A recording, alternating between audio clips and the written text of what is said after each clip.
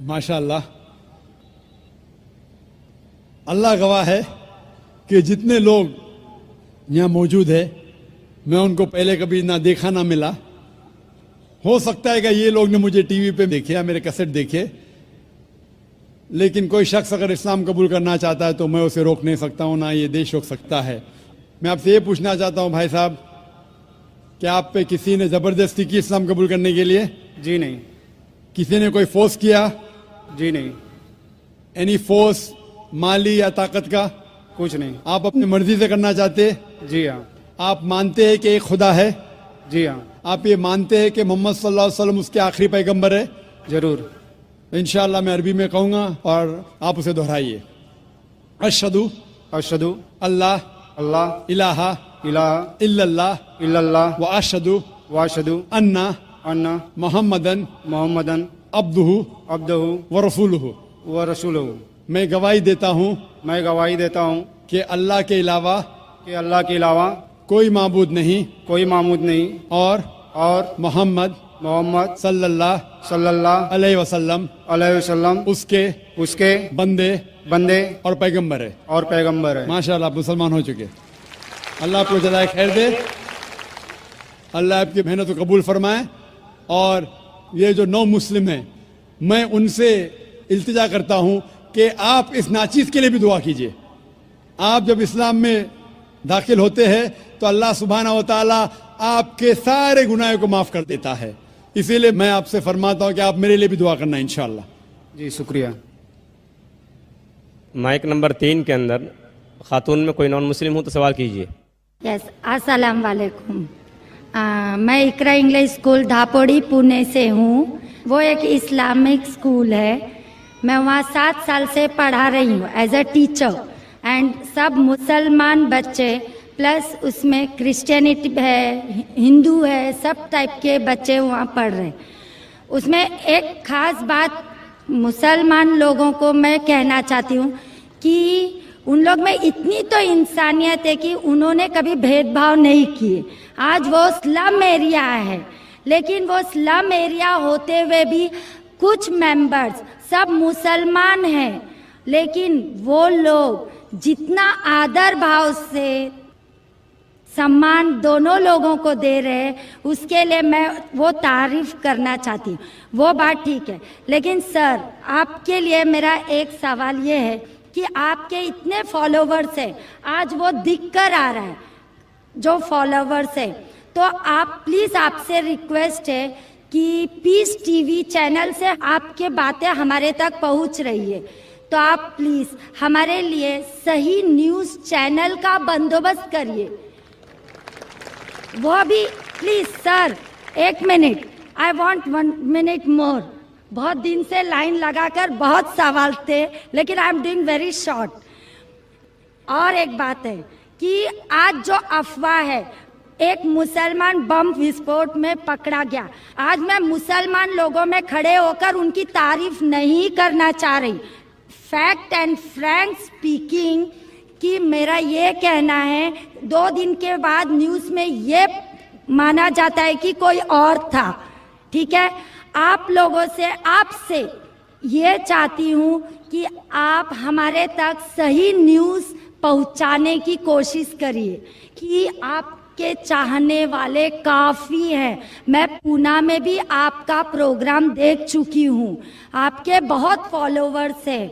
मैं 7 इयर्स से इकरा English school में पढ़ा रही हूँ। बहुत सारी मिसअंडरस्टैंडिंग थी, लेकिन अल्हम्दुलिल्लाह सब दूर हो गई। आज मैं सब दुआ जानती हूँ। I am from a Brahmin family, but I don't want to take a time, so I thank Iqra English school Dhapudi Pune, जो वो गरीब लोग आज इतना काम कर रहे हैं, वो मुझे उनको थैंक्स कहना चाहती हूँ। बस, okay, thank you very much.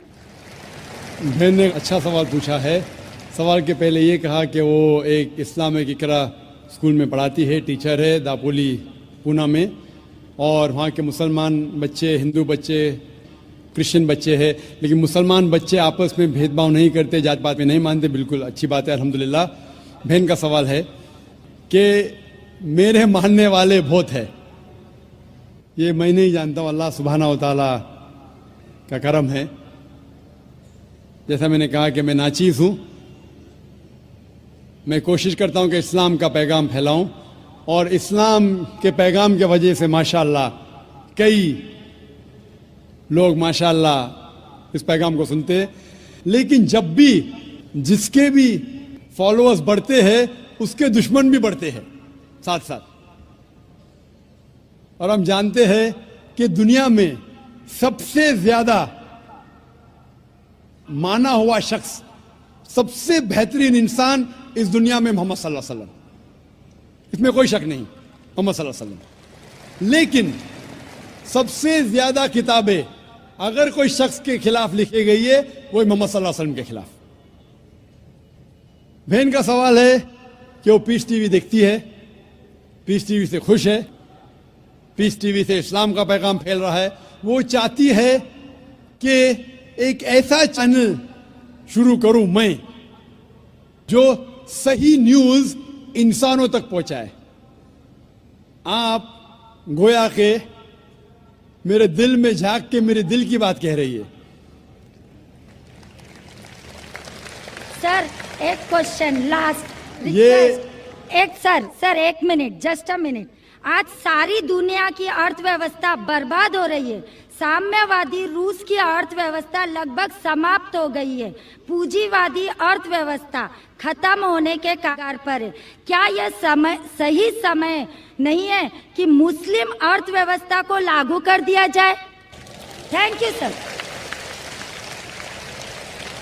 माशाअल्लाह, बहन का काफी मुताल्ला है इस्लाम के बारे में, और वो कह रही है कि इस्लाम सारे जहां में लागू होना चाहिए। वही मैं कहता हूं,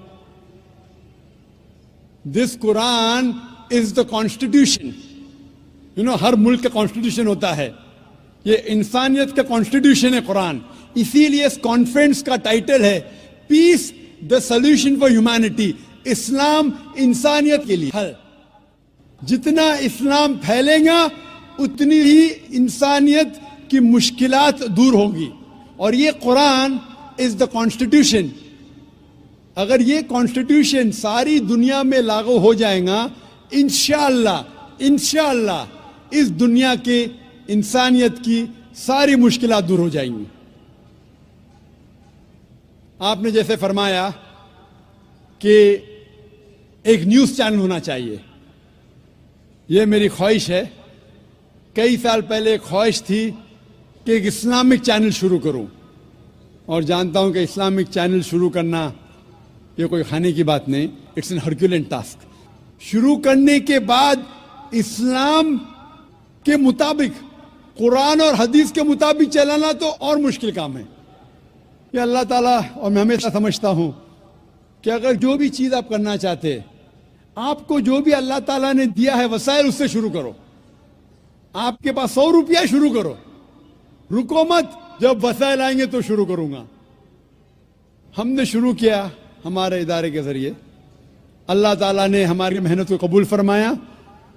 अभी एक पीस टीवी माशाअल्लाह है, जो तकरीबन 3 साल पहले शुरू हुआ, 2 साल 10 महीने, और अल्लाह की मदद है, अल्हम्दुलिल्लाह सुम्मा अल्हम्दुलिल्लाह। ये पीस टीवी अभी सारी दुनिया में मौजूद है। 3 महीने पहले सिर्फ साउथ अमेरिका में मौजूद नहीं था, अल्लाह की मदद से 3 महीने से साउथ अमेरिका में भी मौजूद है। क्योंकि साउथ अमेरिका में अंग्रेजी बहुत कम लोग बात करते हैं, क्यों हम कोशिश करें, लेकिन अल्लाह ताला ने वो भी कर दिखाया अल्हम्दुलिल्लाह। और हमारा इरादा है कि एक पीस नेटवर्क हो, और उस पीस नेटवर्क में एक चैनल पीस न्यूज भी हो। मैं चाहता हूं कि आप दुआ करें, एक ऐसा चैनल हो जो सही न्यूज दे। अक्सर channel, news channel, they are governed by politicians. जो न्यूज चैनल की आमदनी है, they behave like groups supporting political parties और डिफरेंट व्यू पॉइंट्स। कोई भी चैनल लो आप, उनकी जो आमदनी है वो एडवर्टीजमेंट नहीं है, दे आर प्रेशर ग्रुप्स। और मैं जानता हूं, जैसे मैं तकरीर में कहा था, इस टेररिज्म मुस्लिम मोनोपोली, क्या आतंकवाद मुसलमान की विरासत है, पुनः मैं आपने सुना होगा। और मैंने कहा था कि मेरे नजदीक ये पॉलिटिशियंस है जो मेन जिम्मेदार है आतंकवाद के, और एक न्यूज चैनल कायम करना विदाउट पॉलिटिकल सपोर्ट, मैं नहीं जानता कोई न्यूज चैनल आज है जो पॉलिटिकल सपोर्ट के बिना चल रहा है। न्यूज चैनल कायम करना बहुत मुश्किल है। न्यूज चैनल कायम करके कुरान और हदीस के मुताबिक चलाना बहुत बहुत मुश्किल है। मैं चाहता हूं कि आप सब दुआ करें कि अल्लाह सुब्हाना व तआला हमसे ये भी काम करवाए कि इंशाअल्लाह मुस्तकबिल में एक ऐसा चैनल हो जो सिर्फ मुसलमानों के लिए नहीं, गैर मुसलमानों के लिए भी एक साफ सुथरा न्यूज चैनल हो जो हक की बात फरमाए। क्योंकि अल्लाह ताला फरमाते सूरह इसरा में, सूरह नंबर 17 वर्स नंबर 81 में, वकुल जाल हक वज़ाकल बातिल इन्नल बातिल कान ज़हूका, कहो कि हक आ चुका है और बातिल खत्म होने वाला है, क्योंकि बातिल फी नफ्से खत्म होने वाला है। Hope the answer the question is. अगला सवाल माइक नंबर 1 से, अगर वहां पर कोई गैर मुस्लिम भाई हैं। Good evening, sir. My name is Pintu Devnath and I am from Malda, West Bengal. Sir, I am on a BA honors. So, I have some question about kafir. Sir, some Muslim men are said, non-Muslim men, that they are kafirs. So, मैं इसके बारे में आविधानिक अर्थ काफिर का जितना तक जानता हूँ, कुफ्र से आया है ये सब। तो सर, इसका आविधानिक अर्थ होता है इस्लाम के गोपनीयता को जो स्वीकार नहीं करता, उसके सत्यता को जो स्वीकार नहीं करता, उसको काफिर कहा जाता है। आप ही के किसी एक चैप्टर में या किसी एक किताब में लिखा हुआ है सर, अगर इस नाम से आपको बचना चाहते हो तो आप इस्लाम कबूल करो या फिर और दूसरा कोई उपाय ढूंढ लो। ये दूसरा कोई उपाय ढूंढ लो, ये सर मैंने नहीं पढ़ा है, लेकिन मैं ये अपने दिल से बोल रहा हूँ। लेकिन सर, काफिर का सब ये जो बोल रहा है, जो इस्लाम के गोपनीयता, सत्यता का जो गोपनीयता है, हम जो वो तो हम कभी अस्वीकार नहीं कर सकते, क्योंकि हमारे बहुत सारे मुस्लिम फ्रेंड्स है, हम उसके साथ बहुत अच्छे तरह से रहते हैं, बहुत अच्छे तरह से बिहेव करते हैं, फिर भी हमको as a non Muslim why I should call an काफिर? This is my simple question sir. भाई साहब का सवाल है कि काफिर किसे कहते हैं। खुद ही काफिर का उसने मानी भी दिया, क्योंकि उनने मेरी कैसेट सुन चुकी है और मेरी किताब भी पढ़ चुकी है शायद। इसमें कहा है कि काफिर आता है लफ्ज कुफ्र से, जिसका मानी है कि इस्लाम की हक्कानियत को झुटलाना। कुफ्र मतलब ना मानना। इन शॉर्ट, काफिर मतलब जो इस्लाम की हक्कानियत को नहीं मानता है, जो नॉन मुस्लिम है। तो अब नॉन मुस्लिम है क्या है? नॉन मुस्लिम है ना, अब नॉन मुस्लिम तो काफिर कहेंगे ना। और जो आपने आखिरी पार्ट जो बराबर से नहीं सुना, मैंने ये कहा, आप चाहते हैं कि कोई आपको काफिर नहीं बोले, आपको क्या गाली लग रही है? काफिर गाली नहीं ना। काफिर मतलब जो इस्लाम को नहीं मानता। इंग्लिश में बोलेंगे नॉन मुस्लिम। अगर आपको गाली लगती है कि काफिर गाली है, एक चीज अगर आपको लगता है गाली है और कोई आपको काफिर नहीं कहते, इस्लाम कबूल करो, कोई काफिर नहीं कहेगा। ये किताब में लिखा था और कुछ नहीं। हम तो कभी सर इस्लाम के गोपनीयता को या सत्यता को कभी अस्वीकार नहीं किया है ना, हम तो कभी भी नहीं बोले ऐसा, तो हमको क्यों काफिर बोला जाए? आप मानते खुदा एक है? हाँ जी। आप मानते कि बुत परस्ती गलत है? सर, बुत परस्ती मतलब ये समझ नहीं है। मूर्ति पूजा गलत है क्या सही है? मूर्ति पूजा सर, हम हिंदू है, अब माँ दुर्गा का जब पूजा होता है, माँ शेरावाली का जब तो पूजा ये हो तो आपको मानते हैं। लगता है कि आप स्वीकार कर रहे हैं, लेकिन स्वीकार नहीं कर रहे, क्योंकि वेद में भी लिखा है कि खुदा का कोई अक्स नहीं है। मूर्ति पूजा भी गलत है हिंदू मजहबी किताब में। तो आप अगर मूर्ति पूजा करते हैं तो इस्लाम की हकीकत को झुठला रहे। आपको लग रहा है कि मैं इस्लाम के खिलाफ नहीं हूं, लेकिन अगर आप मूर्ति पूजा कर रहे, कुरान में लिखा है मूर्ति पूजा गलत, वेद में लिखा है गलत, तो आप अगर करते हैं तो जो भी आपको काफिर बोलता है सही बोल रहा है, मतलब आप गैर मुस्लिम है। उसमें बुरा लगने की बात क्या है? आप समझ रहे ना?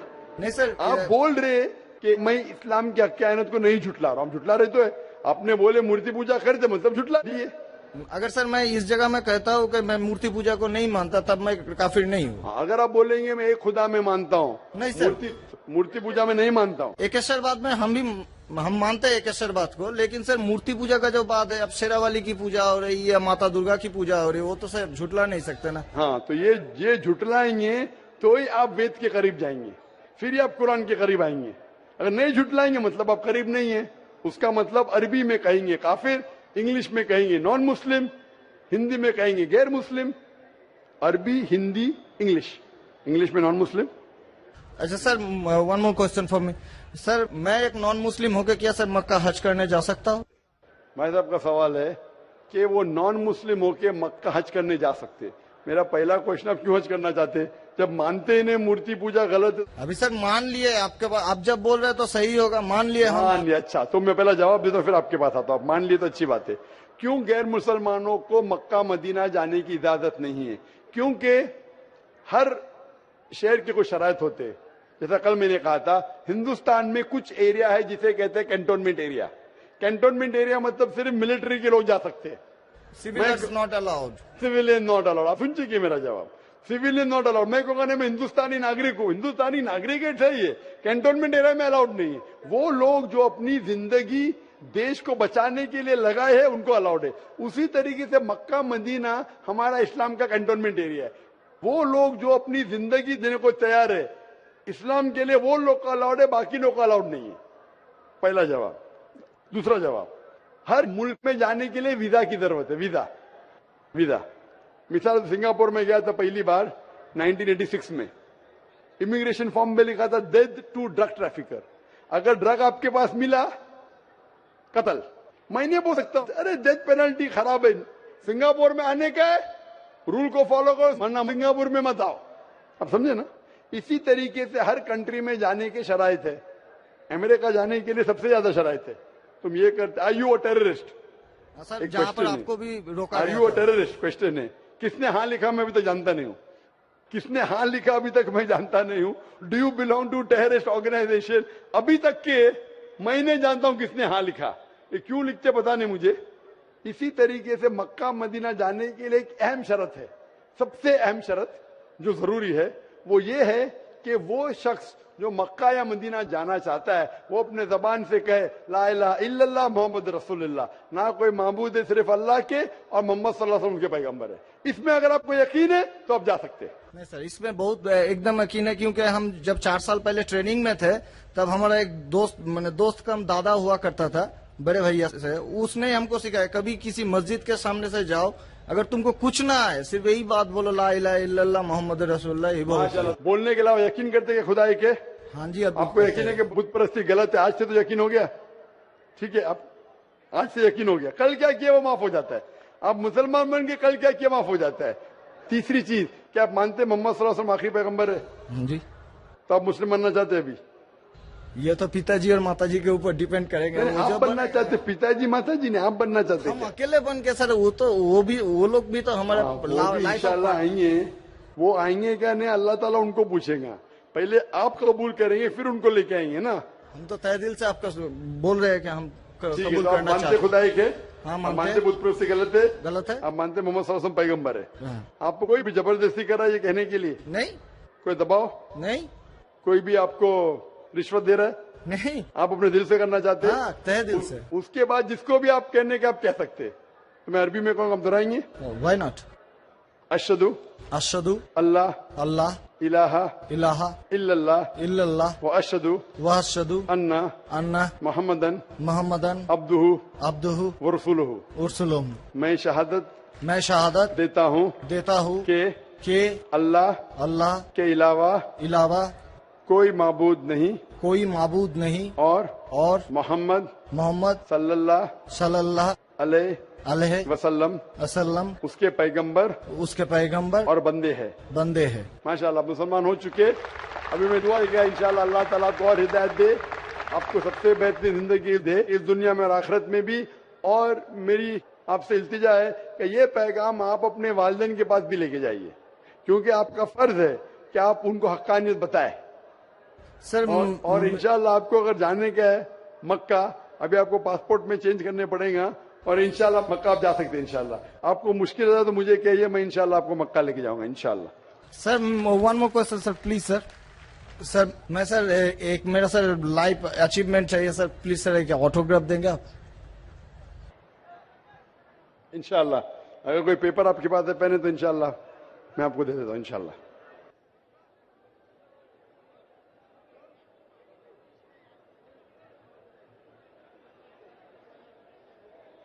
माशाअल्लाह, लोग जुर्रत और हिम्मत से काम ले रहे हैं हक को जानने के लिए, हक को मानने के लिए।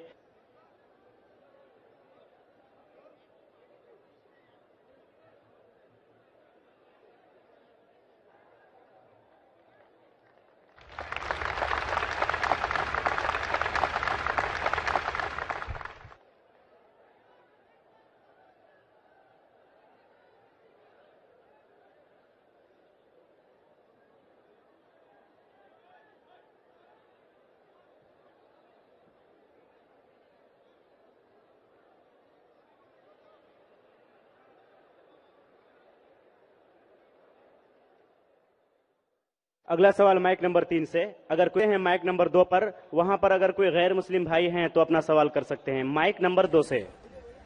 मैं श्यामा मंडल प्राइमरी स्कूल का टीचर हूं। मैं मालदा डिस्ट्रिक्ट से आया हूं।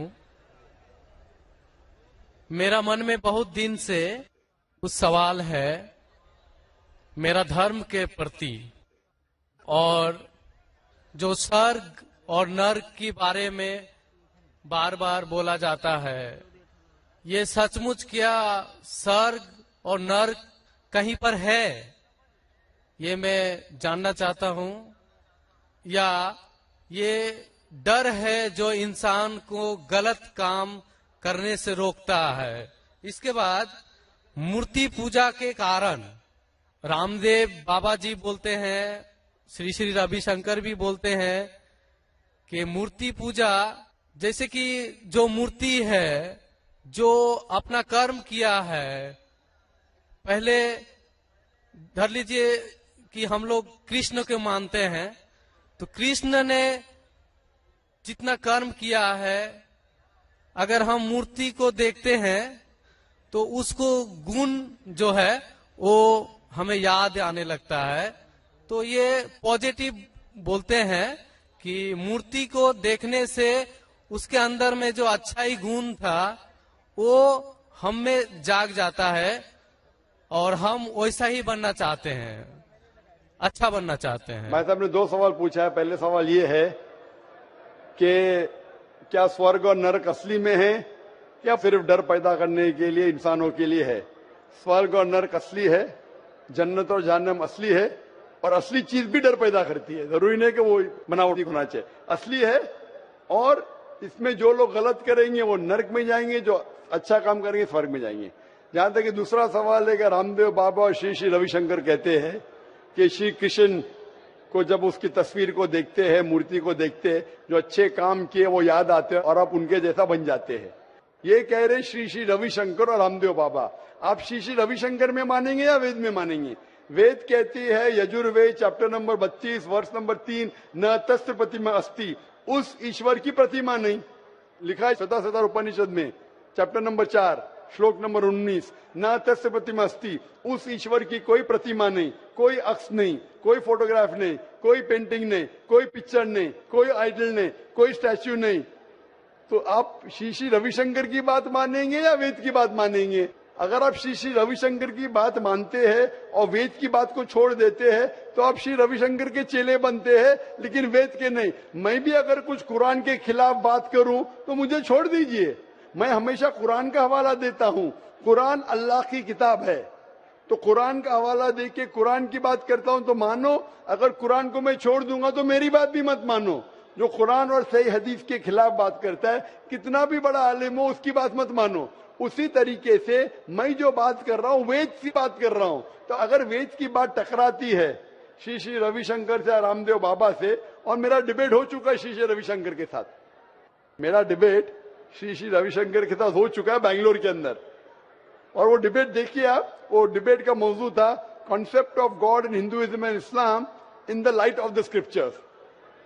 मीन्स धर्म की जितनी किताबें हैं उनकी रोशनी में खुदा का क्या तस्वुर है इस्लाम और हिंदुइज्म में। और मैंने इतने हवाले दिया वेद के, हिंदू धर्म क्या कहता है। आप वो डिबेट देखिए और आप ही फैसला कीजिए कौन हक के ऊपर है।